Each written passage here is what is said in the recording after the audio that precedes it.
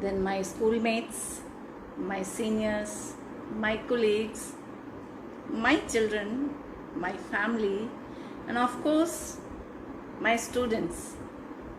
They also taught me a lot. And today, on this auspicious day of Teachers' Day, I feel happy that I am going to talk to one of my students, Manoj Kumar Singh.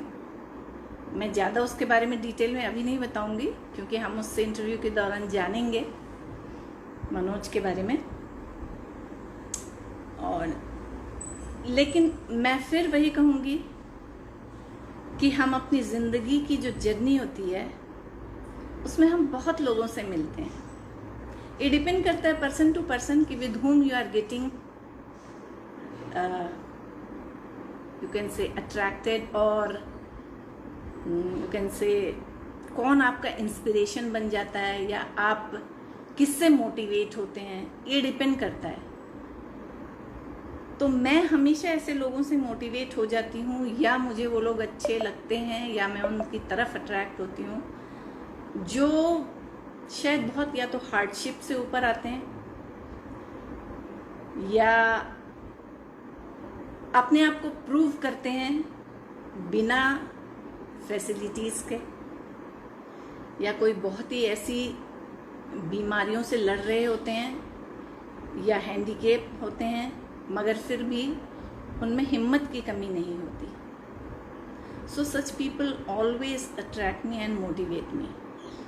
So in the journey of life, I have met so many people, so many such people. तो मेरा एक target था कह लो कि I always wanted to make people know them. मैं तो उनको जानती हूँ लेकिन कहीं ना कहीं ऐसी मोटिवेशनल जो ऑलरेडी फेमस होते हैं या सेलिब्रिटीज़ होते हैं उनको तो हर कोई जानता है. मैं चाहती हूँ हम ऐसे लोगों को भी जानें जो वाकई कहीं ना कहीं जानने योग्य हैं. तो मनोज के बारे में मैं थोड़ा सा पहले बता दूं आपको कि मनोज को मैं कैसे जानती हूँ. I have taught him in DePaul school. He was my student, but in between there was a gap because I was not in social media and we had no connection, no phone numbers. But when I joined Facebook, I definitely got connected to most of my students, and one of them is Manoj. When I went through his profile and when I talked to him, whenever we had a chat, and whatever I saw, came to know through his biodata or resume, it was quite impressive. He is different. In what sense he is different, that will come to know, or my viewers will come to know through the chat or during the live show. I want you to know it through him. मैं नहीं बताना चाहूँगी, लेकिन हाँ मनोज जो हैं, I really feel so good to see him growing from a small kid. I think I saw in Vindhyanchal, NTPC township, to a motivational speaker,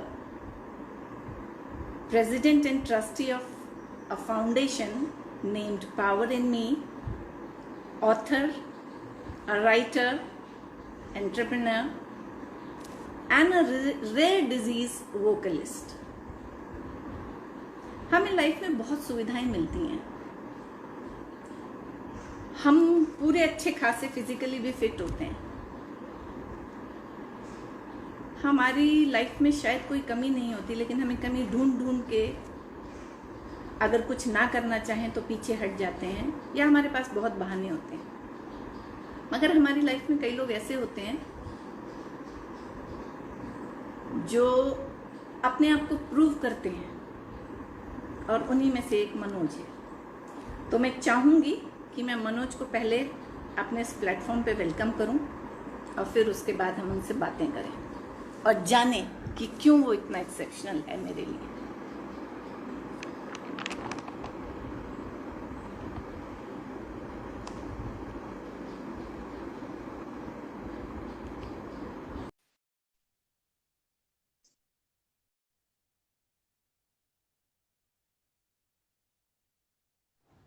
Nice to see Abhishek.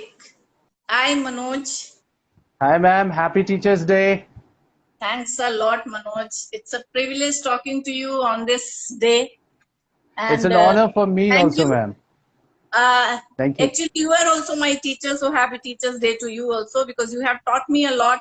During this journey of 1 or 2 years, शायद मैंने तुमसे बहुत कुछ सीखा है और तुमसे बहुत जानने की कोशिश की है, जो तुमने बहुत अच्छे टीचर की तरह मुझे समझाया है in return.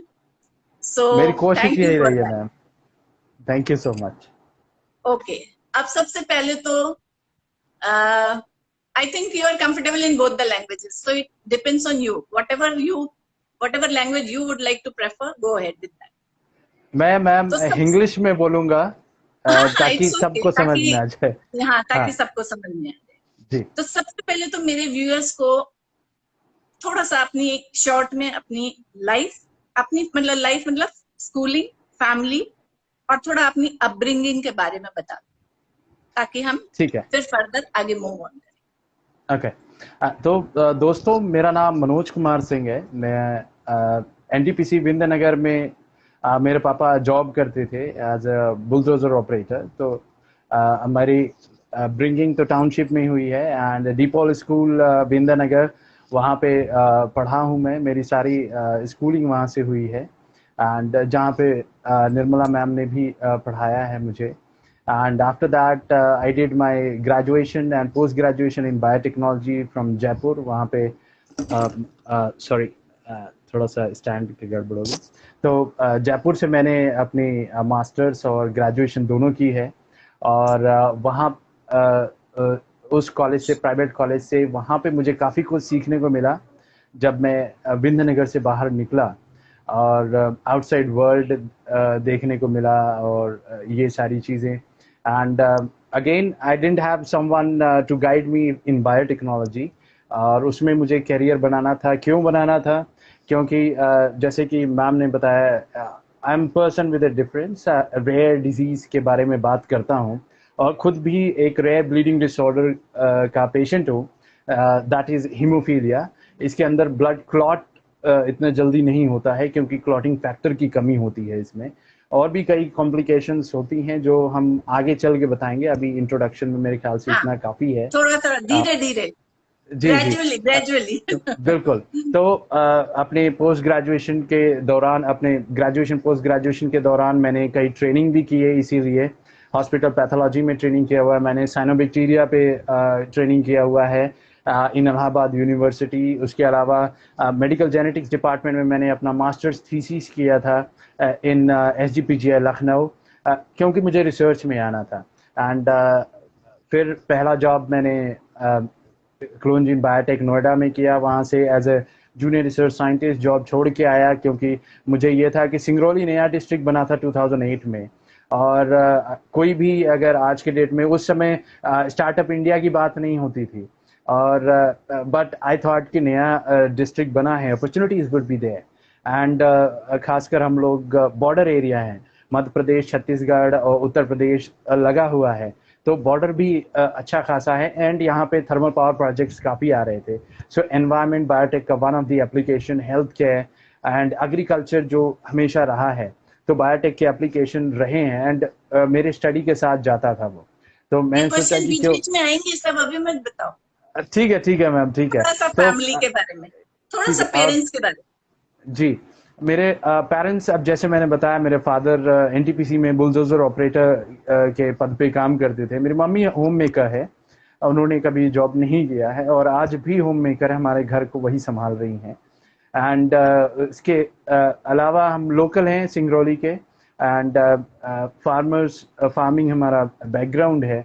और उसके अलावा हम 3 भाई और 3 बहनें हैं. हम लोग का सीक्वेंस मैम शायद बाद में पूछेंगी तो मैं बताऊंगा कि हम लोग भाई बहन बिल्कुल. कैसे सीक्वेंस में हैं. तो तब तक अभी इतना मेरे ख्याल से काफी होगा. बिल्कुल.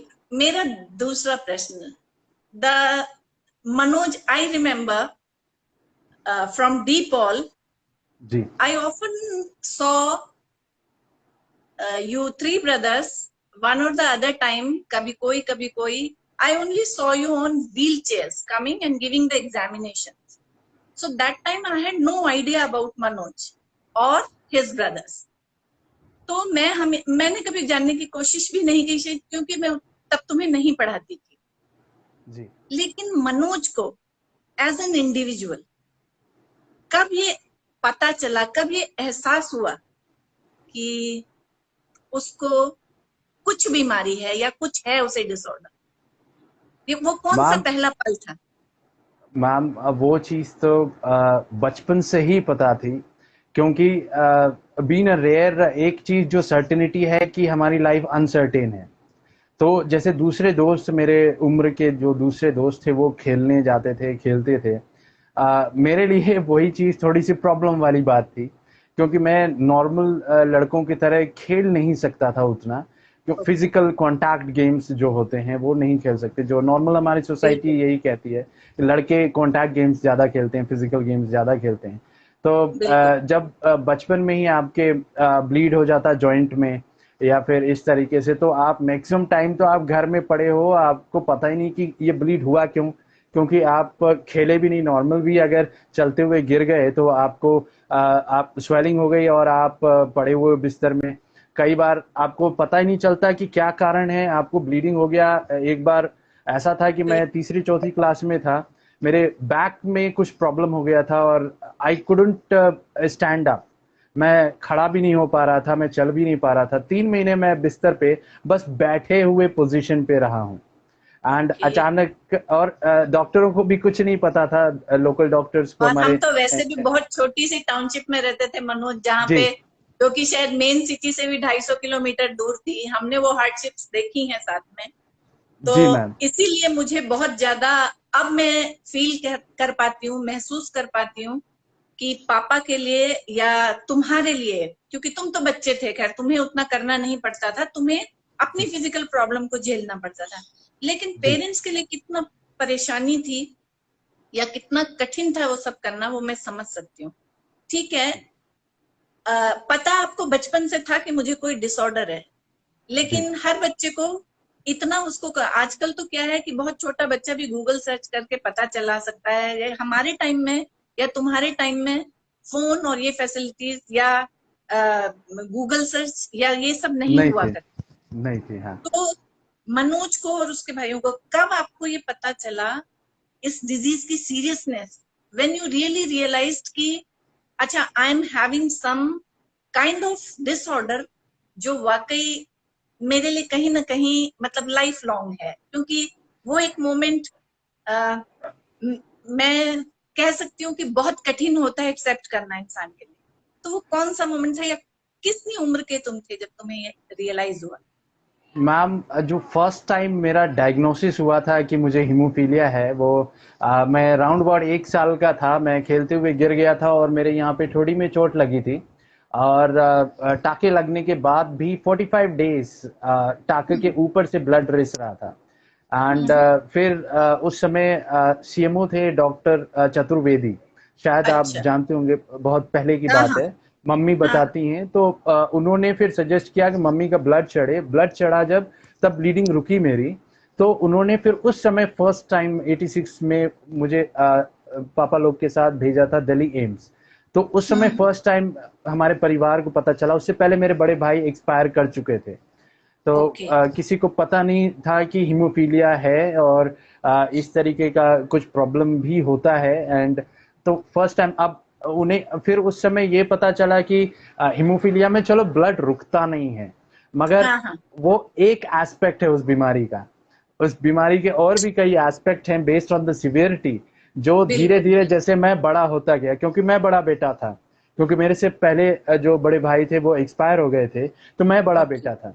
तो जब मैं बड़ा होता गया तो मुझे प्रॉब्लम होती गई, तब पता चला कि भाई ये भी प्रॉब्लम होता है, इस तरीके के भी और प्रॉब्लम होते हैं। आपको ओके। पता होगा, जैसे आपने बताया कि आपने मुझे व्हील चेयर पे एग्जाम देते देखा है, हाँ, तो मैंने क्लास 6 7 बिल्कुल से कई बार देखा है और पूछा था। बस इतना पता था कि तबीयत ठीक नहीं है, बट कभी उतना डीपली जानने की तब कोशिश नहीं की। जी मैम। तो वो 10th बोर्ड में, आपने बोर्ड एग्जाम में देखा होगा मुझे व्हील चेयर पे देते हुए, एग्जाम के हाँ। बीच में सीवियर ब्लीड हो गई थी हिप जॉइंट, और या फिर लाई डाउन, इस तरीके से प्रॉब्लम हो गई थी मुझे। तो these were the issues with me while I was growing up. उससे पहले मैं 2 बार मरते हुए भी बच चुका था। क्लास 8th में हाफ ईयरली एग्जाम के दौरान मरते मरते बचा था, फिर उसके बाद फिर एक बार और मरते मरते बचा था, फिर उसके बाद 11th क्लास में फिर मरते मरते तुम्हें बचा बचना हूँ। था बिकॉज मनोज अब has had to do so much for the society to make them जी अवेयर, तो तुम्हें बचना था। और अभी तुम आगे बहुत, मेरी दुआएं हैं, मेरी विशेष हैं, तुम बहुत करके जाओगे कुछ। तो जी बिल्कुल मेरा मुझे अगला प्रश्न उसी से रिलेटेड है जी कि I have gone through your resume and have seen your growth. मतलब आई फील सो गुड, क्योंकि जनरली हम जो अपने बच्चों को सब सुविधाएं हम देखते हैं नॉर्मल होने के बाद, they have lot of ifs and buts कि ये इसलिए नहीं हुआ, ये उसलिए नहीं हुआ। लेकिन जब मैं तुम्हारी, even I know that you are a gold medalist if I am not wrong somewhere, right? जी जी तो मैं ये जी जानना चाहती हूँ कि कभी भी तुमने इतनी इतनी पढ़ाई की, तुम कहते हो रिसर्च किया, ये किया, अभी जस्ट तुमने बताया, और मैं चाहूंगी अब तुम बताना, तो क्या तुम्हारा ये डिसऑर्डर कभी भी तुम्हारी पढ़ाई के बीच में या तुम्हारी लगन के बीच में नहीं आया? मैम आया है, क्योंकि कई ऐसी चीजें हैं जो मैं इस मतलब डिसऑर्डर वो की तो वजह से। डिसऑर्डर की तरफ से आया होगा, कभी तुम्हारे मन में ऐसे नहीं आया कि ठीक है ना, मेरे पास तो बहाना है ना, I can, even if I don't do anything people can't say anything to me. तो वो एक नहीं सेल्फ मैम, वाला भी। कभी नहीं।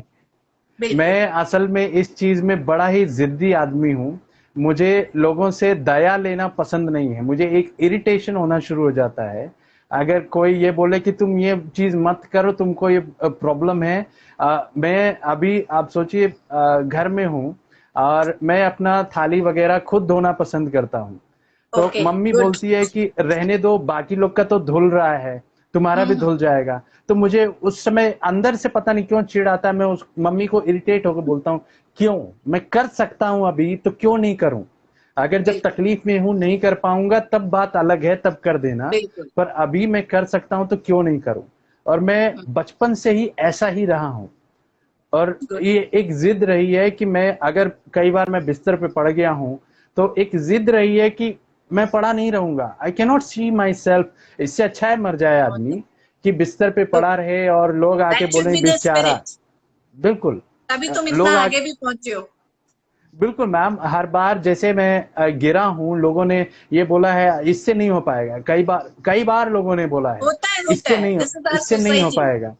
तो देखो और इंडियन मैं सोसाइटी में और हमारे आसपास हर तरह के लोग मिलते हैं, मोटिवेट करने वाले भी, डीमोटिवेट करने वाले भी। So I can understand that you might have got both type of people. तो इट डिपेंड्स ऑन यू कि आप उसको कैसे हैंडल करेंगे, and you really handled it very well, that's why you reached up to this stage.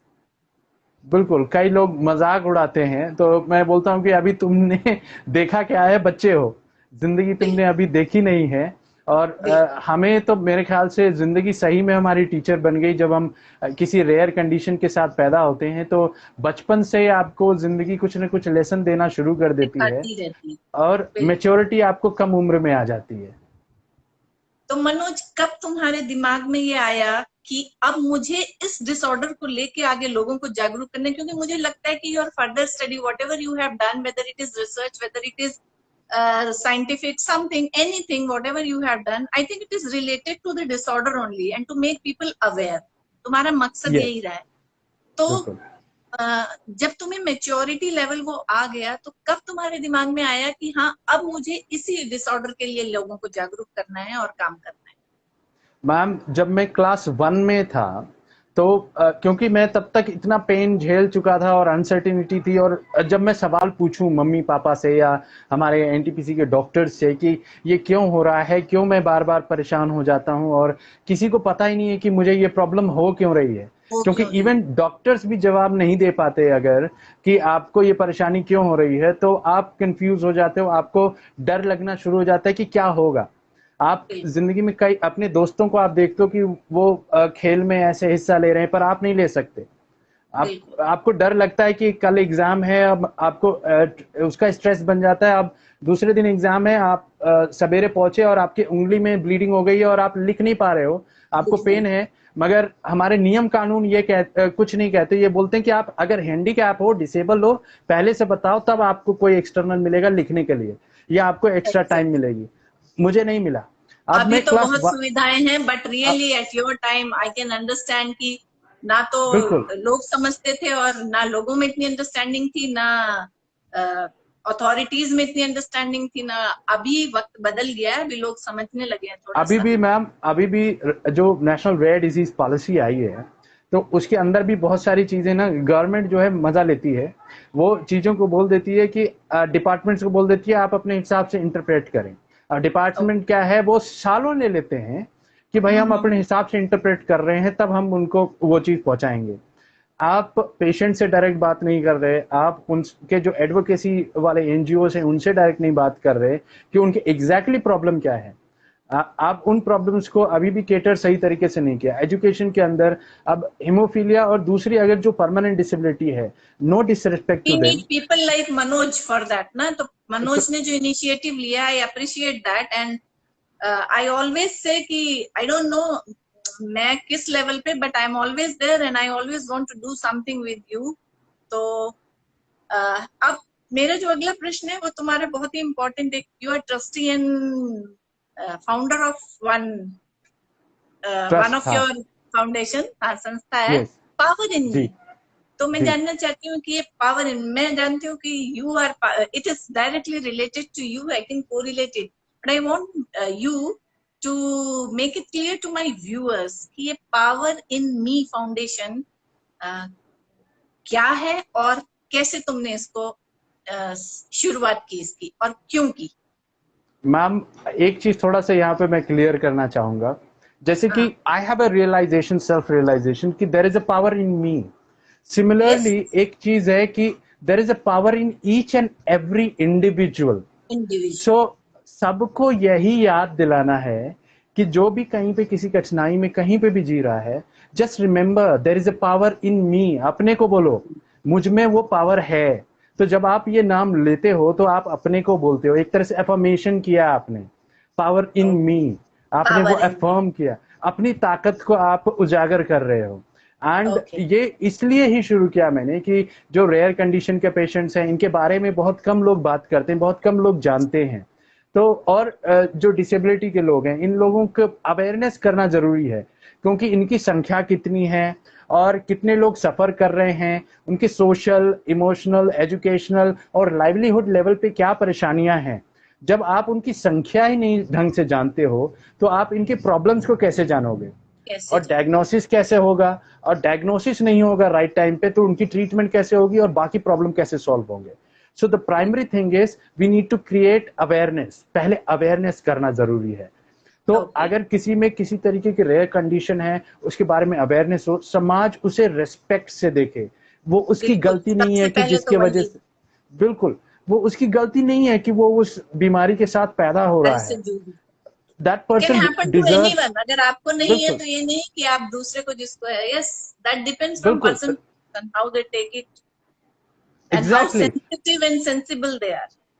Ma'am, लोग आपको मनहूस कहते हैं, लोग आपको पता नहीं और क्या क्या नाम से पुकारते हैं, बिकॉज दे थिंक कि आप तो भाई किसी लायक हो नहीं, बट यू आप हैव लड़ तो प्रूव्ड, सकते नहीं।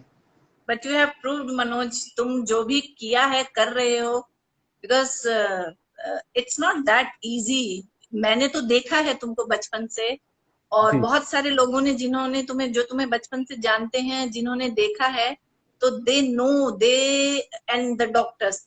बट वही है कि जो लोग नहीं जानते हैं इस डिसऑर्डर के बारे में, तो people start judging, obviously yes. They start. तो that depends from person to person. So I can exactly. understand कि how much difficult it is, not only for you, the person who is suffering, but for the family. तो मेरा next question भी उसी से related है जी। कि आपके parents का, इसमें मैं जानती हूँ कि जो ऐसी डिजीजेस होती हैं या डिसऑर्डर्स होते हैं, तो उसका इलाज भी इतना आसान और सस्ता नहीं होता है। जी नहीं। लोग इतने अवेयर ही नहीं होते हैं कि कहाँ से मिले, क्या मिले। And it's not fixed that yearly you have to take this और monthly you have to take this, क्योंकि यस। जितना मैं जानती हूँ इस डिसऑर्डर के बारे में, तो एनी टाइम यू में require the factor, yes right? Yes yes. तो मैं थोड़ा सा ये जानना चाहती हूँ कि इसमें पेरेंट्स का आपका, I know it's very difficult, पापा तो मेल मेंबर्स जो हैं कैसे भी मैनेज कर लेते हैं, but how your mother dealt with this, क्योंकि आप 3 भाई हो and I know all 3 of you are haemophilia, right, if I am जी नॉट रॉन्ग। Yes yes. तो what about your parents and their support? Ma'am obviously. उनका, हाँ उनका support रहा ही है, और वैसे भी हमारा फैमिली काफी बड़ा है, 3 भाई 3 बहन हैं, तो सबके ऊपर उन्हें देखना जरूरी है। और बिल्कुल। बाकी उनको मेरे ख्याल से टाइम ही बेचारों को नहीं मिल पाया है कि और कुछ वो सोच पाए, क्योंकि जब 3 बच्चे आपके परिवार में रेयर डिजीज के पेशेंट हैं, तो हर बार कोई ना कोई एक तो पड़ा ही होता है सिवियर कंडीशन में, कि आपको बिल्कुल। पूरे परिवार को उसके पीछे ही लगना पड़ता है। अभी बिल्कुल। 2019 में मेरा जो सबसे छोटा भाई है वो मरते मरते बचा था। हम किस तरीके से उसको बचा पाए हैं, क्योंकि यहाँ पे सिंगरौली में फैक्टर उस समय नहीं उपलब्ध थी, और बिल्कुल। बनारस और गए वो तो भी बनारस में भी पेंडेमिक उपलब्ध टाइम नहीं। में, तो it was very difficult, cities में इतना मुश्किल है, तो I can understand, I have lived that life 19 years there, so I can well imagine कि कितना मुश्किल होगा उस जगह में आपको, जब 3 भाई आप वहां हैं पेरेंट्स के साथ और आपको जी फैक्टर नहीं मिल रहा है। तो नहीं, तो अब तो मैम मगर काफी मैंने लिखा पढ़ी की, काफी चीजें की उसके बाद, तो अब तो मिलता है फैक्टर। और अभी आज के डेट में मैं बताऊं, 8 पेशेंट हमारे सिंगरौली में हैं अभी जो रजिस्टर्ड ओके। है। और ओके। हम 3 तो हैं ही, उसके अलावा 5 जने और हैं। और ये कोरोना की वजह से मैं और awareness campaign in field offline नहीं कर पा रहा हूँ, मगर मुझे यकीन है कि यहाँ पे हम कम से कम 15 से 20 सिर्फ और सिर्फ हीमोफीलिया का पेशेंट मिलेंगे, और थैलेसीमिया और सिकल सेल के तो कई पेशेंट हैं यहाँ पे। तो तो क्या इसका इलाज इलाज जो है, इज इट इजी और मतलब अफोर्डेबल है कि इट्स वेरी नहीं difficult? Ma'am, it's not affordable, क्योंकि अगर मेरा अगर मैं बात देखूं, और ऑन डिमांड की बात छोड़िए आप, जो प्रोफिलैक्सिस डब्ल्यूएचओ कहता है कि सीवियर हीमोफीलिया जैसे मेरा केस है, हमें ओके। हफ्ते में 2 बार फैक्टर लेना चाहिए, बॉडी वेट के हिसाब से लगता है। तो आप ये ओके। मान लीजिए, मुझे हफ्ते में 30,000 का इंजेक्शन अगर लगता है, तो महीने में 1,20,000 का इंजेक्शन लगता है। तो 14 से 15 लाख का साल का इंजेक्शन का कॉस्ट मेरा, सिर्फ और सिर्फ मेरा आता है। 3 भाई हैं, तो यानी आप मान लीजिए 45 से 50 लाख, तो ये नॉर्मल नॉर्मल फैक्टर कॉस्ट पड़ेगा। और उसके अलावा अगर हमारे और 8 पेशेंट मैंने बोला, तो आप ये सोच सकती हैं कि ये और करोड़ों आप में लोग जा रहा 3 है। भाई हैं, और if I am not wrong you are plus 35, तो आप ये लगा लो कि इतने सालों से जो है पापा मम्मी कर ही रहे हैं ना, तो जी बिल्कुल। इतने ही मनी वाइज अगर आप मॉनिटरीली देखो तो इट्स कॉस्टली। तो क्या मतलब इस ऐसे डिसऑर्डर्स के लिए गवर्नमेंट की तरफ से या उसकी तरफ से पेशेंट्स को कोई रिलैक्सेशन नहीं होता? मैम पहले कुछ नहीं था, उसके लिए हर बार जो है आपको लड़ना पड़ता है। गवर्नमेंट्स कॉन्स्टिट्यूशन में तो इक्वालिटी की राइट बता देती है, राइट टू हेल्थ बोल देती है, और राइट टू लाइफ भी है, और मगर उस चीज को रिकॉग्नाइज नहीं करती जब तक वो, या 1 in 10,000 किसी एक व्यक्ति को और अभी तक रजिस्टर्ड इंडिया में 20,000 के आसपास हैं, और हीमोफीलिया फेडरेशन इंडिया का एस्टिमेट है कि 1,20,000 से ऊपर पेशेंट है, यानी still 1 lakh patient have not been diagnosed. तो गवर्नमेंट से लड़ाई लड़नी पड़ती है, तब जाके वो बोलती है कि अच्छा ठीक है, लो यार तुम्हारा हक है, ले लो अब। वरना अदरवाइज गवर्नमेंट अपने से आगे चल के नहीं बोलती है कि ये लोग सफर कर रहे हैं। मतलब तो अब ये वाली, ऐसा नहीं है कि वन टाइम सम कार्ड और समथिंग इज मेड तो उसके बेसिस पे आपको, नहीं, every time you have to fight for बिल्कुल दैट, हमें यू नीड मगर, समथिंग। बिल्कुल अब मगर ये है कि डिस्ट्रिक्ट हॉस्पिटल में हमने अपना एप्लीकेशन देके रजिस्टर करवा लिया है, तो we okay. Are registered at this district hospital, और हमारे लिए जो है जो फैक्टर का हमारा रिक्वायरमेंट है वो जाता है, और वो फैक्टर आता है यहाँ पे हॉस्पिटल में रखा रहता है। अभी भी ओके। हमारे पास घर में वो चीज अवेलेबिलिटी नहीं है।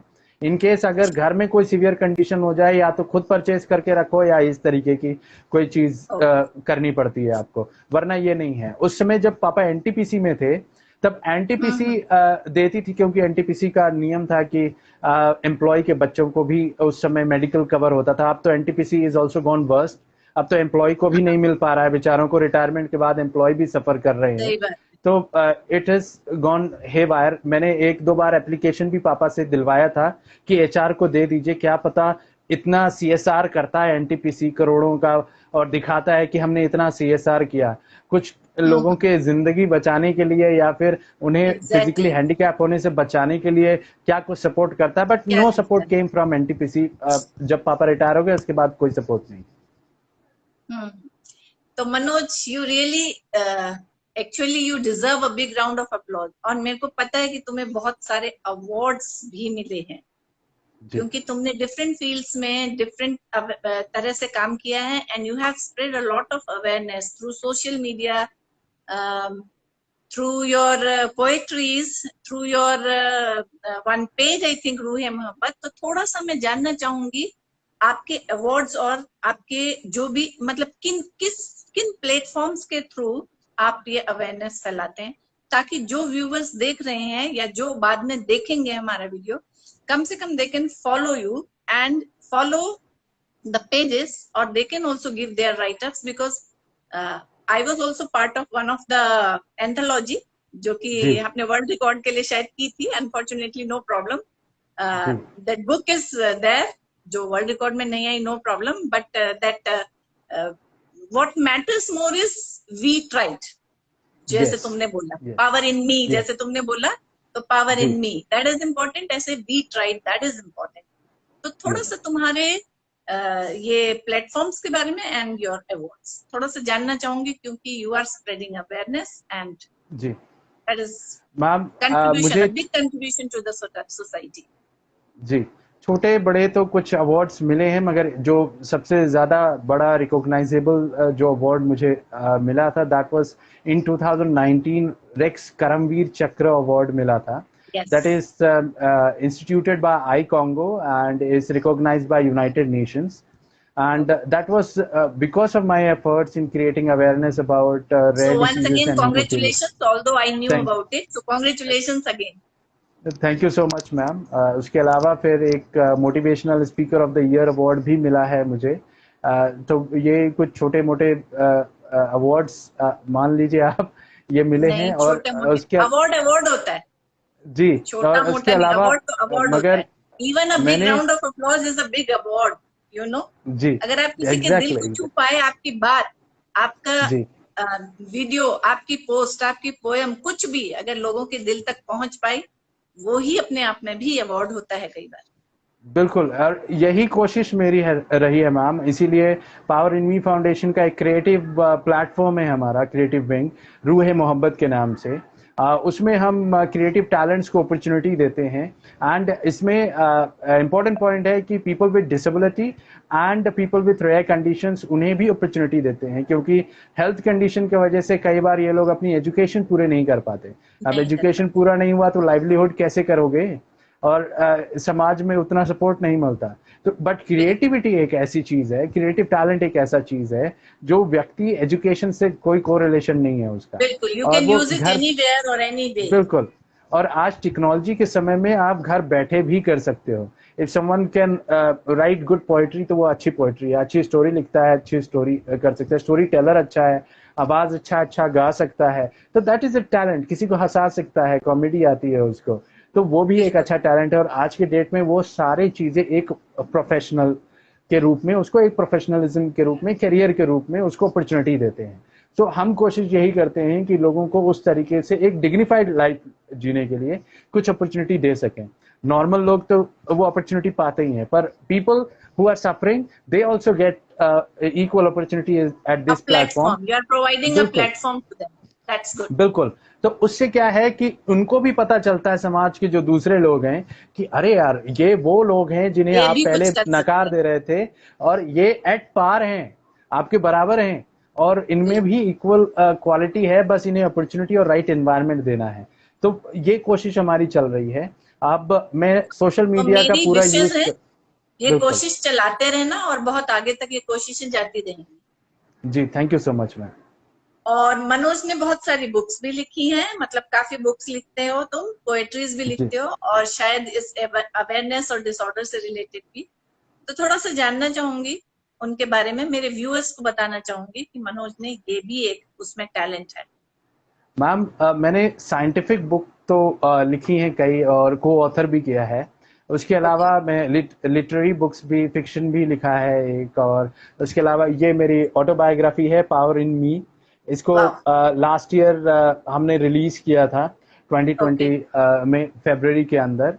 और अब हमने पब्लिशिंग का भी काम शुरू कर दिया है मैम, हमारे ट्रस्ट के थ्रू, क्योंकि हम चाहते हैं कि एक सस्टेनेबल मॉडल बनाएं हम हमारे ट्रस्ट पे। हम ये नहीं चाहते कि डोनेशन के लिए हम बार बार भागते रहें हमारी हम्म। एक्टिविटी के लिए। और अभी 2 बुक हमारे हमने लॉन्च ऑलरेडी कर दी है।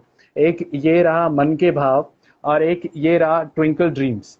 तो ट्विंकल ड्रीम्स जो है 12 साल की एक बच्ची है, उसने वाह। लिखा है। It is a poetry collection by हर।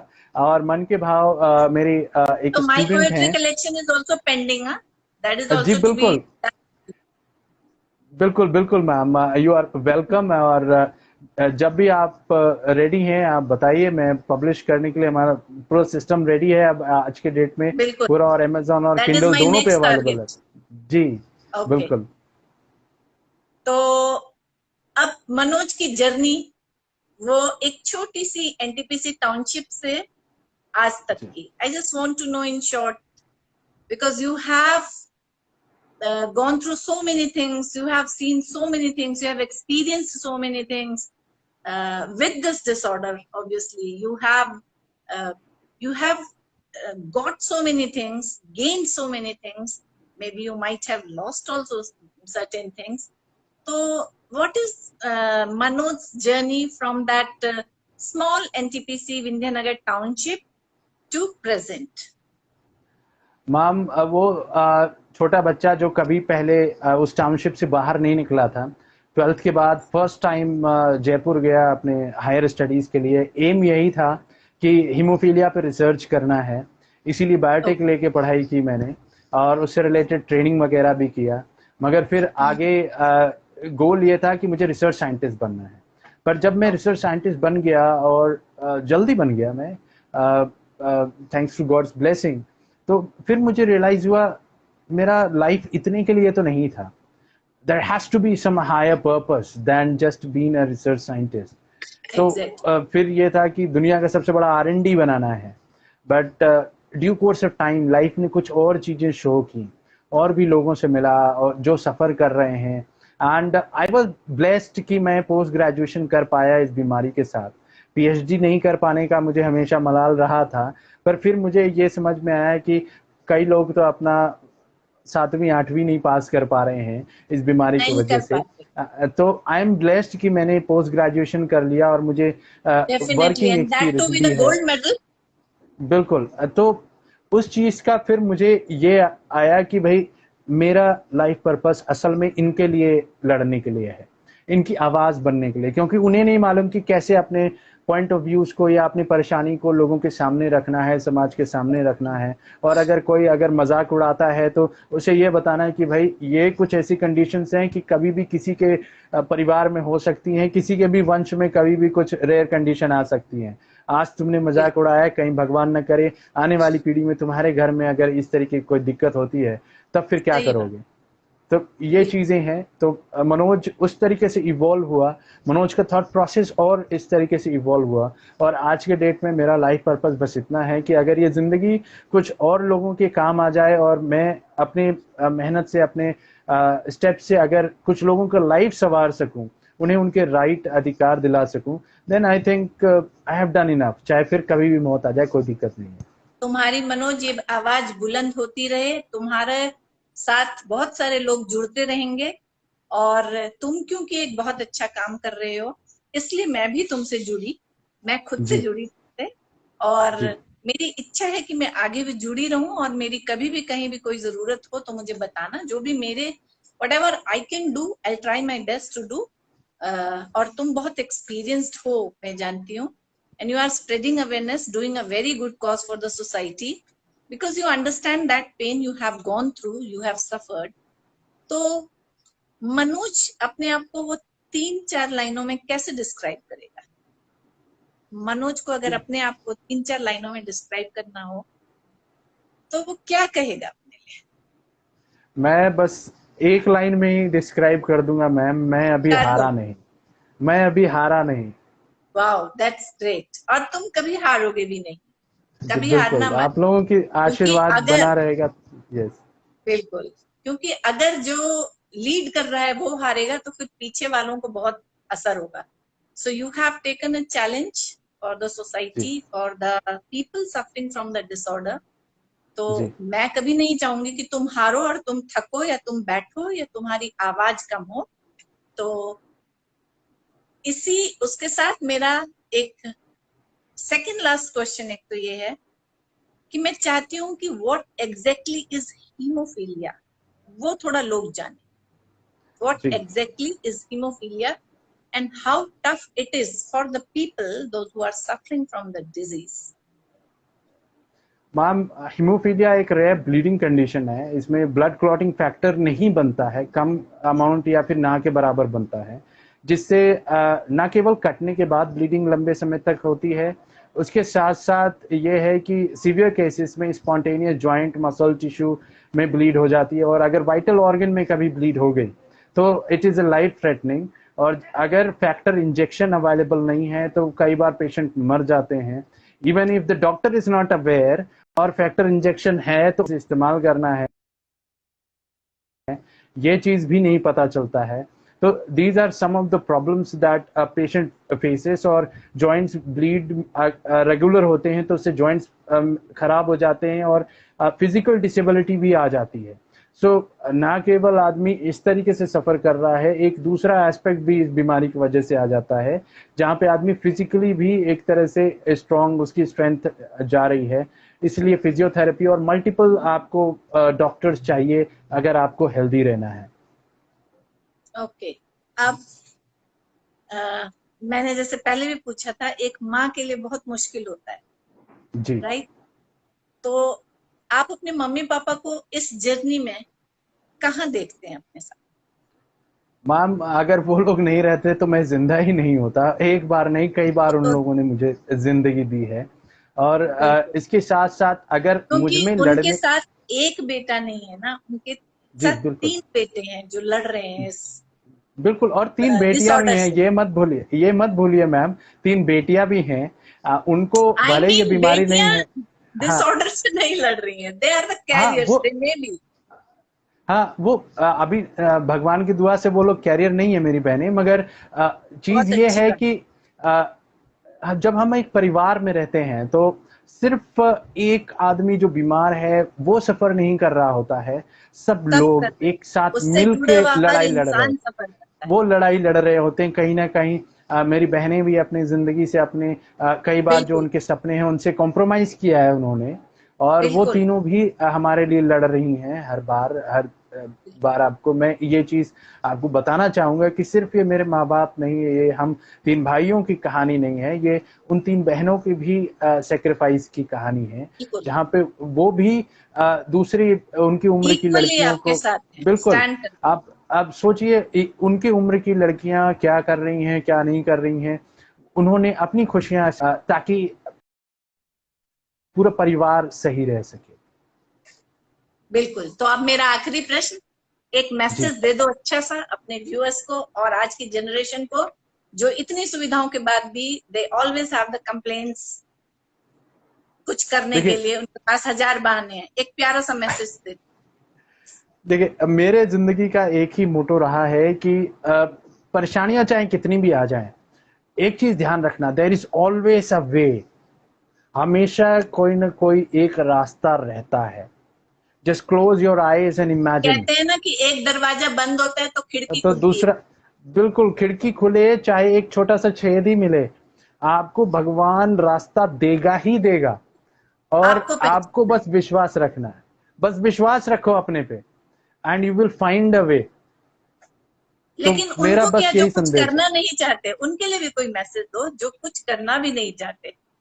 देखिए, जो कुछ करना नहीं चाहते वो बस अपने भगवान के द्वारा दी गई सुंदर इस लाइफ का वेस्ट कर रहे हैं। उनके लिए ये है कि अगर आप रियलाइज कर लें कि आपको इतनी सुंदर जिंदगी दी गई है और आपको अगर उस तरीके की परेशानियां नहीं हैं, तो thank to God, gratitude show कीजिए और कोशिश कीजिए कि आप अपनी उस जिंदगी से कुछ थोड़ी सी खुशियां, मुस्कुराहट उन लोगों को दे दें जिनके लिए वो मुस्कुराहट पाना कठिन होता है। बस अपनी जिंदगी में वो चीज डाल लीजिए, आप देखिए कितनी अच्छी जिंदगी हो जाएगी और हमारा समाज ओवरऑल कितना सुंदर हो जाएगा। So thank you, Manoj. I'm so happy, so blessed, so privileged. Thank you so much ma'am. Feeling happy कि तुमसे बात हो पाई और ये बहुत टाइम से पेंडिंग था। So God bless you. Ji Keep motivating people. Keep doing. Keep moving ahead. अपनी आवाज बुलंद रखना। इस रास्ते पे, जिस रास्ते पे निकले हो, लोगों को मोटिवेट कर रहे हो, लोगों को अवेयर कर रहे हो, that is one of the best thing you are doing. So my wishes are always there. Thank you so All much the ma'am. best. God bless thank you you so much ma'am. and all thank you ma'am. the whole family. Thank you Thank ma'am. you. Bye. Take care.